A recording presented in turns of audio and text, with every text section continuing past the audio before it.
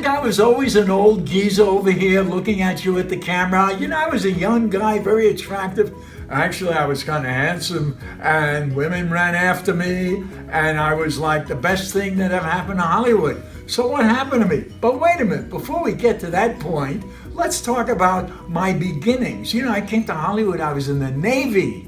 Yep, the U.S. Navy. I was on a ship, and I got on the San Diego Freeway. Actually, it was called Highway 5 at the time. And I took it all the way to Hollywood, hitchhiking. Got off at Hollywood Boulevard. Went to the USO. I was in my sailor suit. I got a little photograph of me as a sailor with a little cigar in my mouth. And actually, it might have been a cigarette, but what the heck? We won't be petty about this. So, you know, I was discovered on Hollywood Boulevard.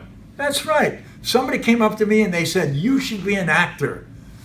Well, golly, I mean, I was kind of a little surprised, and I said, "Hey, are you on the level there, buddy?"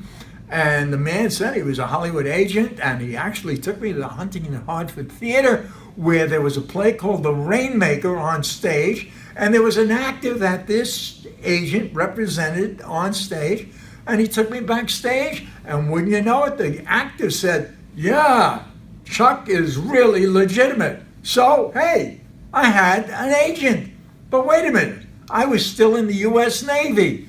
So, cut to the chase, he actually had me up for a part. The part was a monkey on your back, or monkey on his back. Story about a boxer. And I was a boxer at one time. When I was a kid, I was in the New York City Golden Gloves. And so I didn't win, by the way. You know, otherwise I would have pursued a life of fisticuffs. But also I thought about the nose, you know. I didn't want to lose that nose over here. So, needless to say, I was supposed to go on an interview like the following week, but my ship and I left and we went to Japan. So that was the end of my career, my brilliant career. Okay, and I was in Japan and Hong Kong and Formosa and Korea and all of those nice places. And then about a year later, or 2 years later, actually, I got discharged in San Francisco and came back to Hollywood, California to be a movie star. Well, needless to say, I took some photographs. And here are some of the professional photos that I took. Take a look.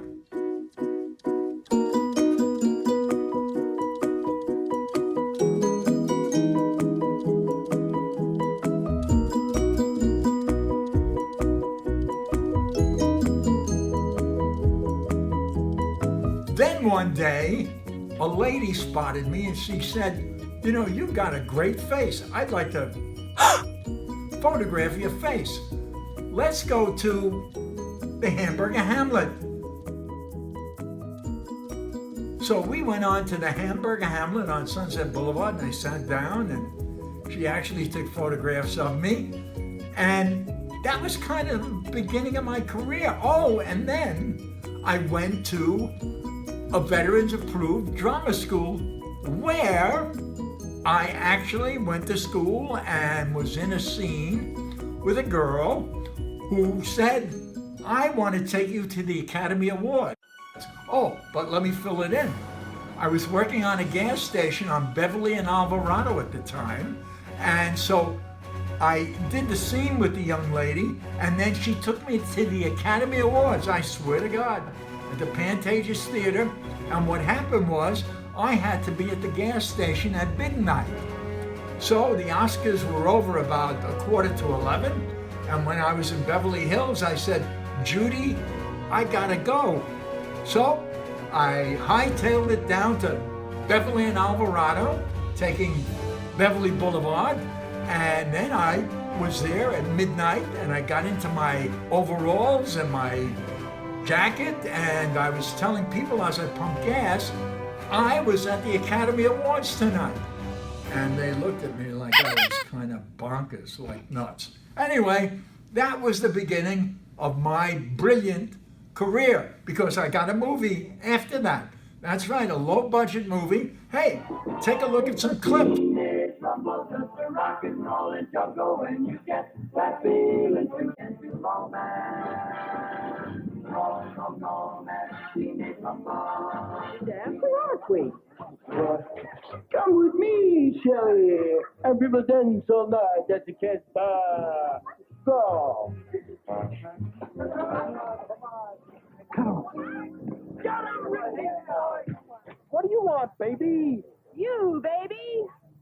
That's a short bet. All right, Thorson, get out. Take it easy. You saw what he did. Get out of there. Don't fight with you. Be barking the track. Yeah, the Racing Association won't let you race anymore. Won't be long now. Man, it's like I hate to miss it. Yeah, man. That train feels by there better than 90 miles an hour. If it hits one of them, nothing left but popcorn. Yeah, Drag Strip Riot. An agent changed my name to Marcus Director.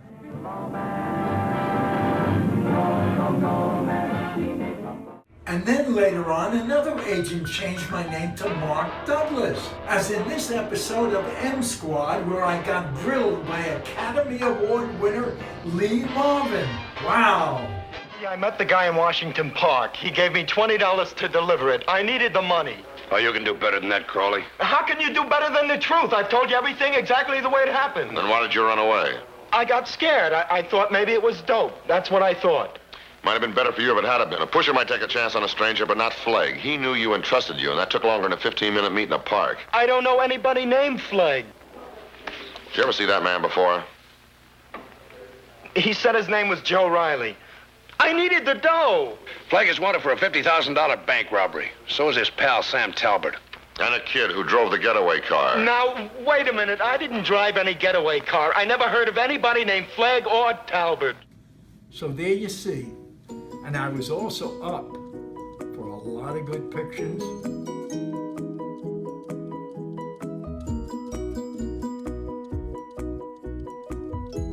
And I was going to be a leading man. Thank you. Here's the beginning.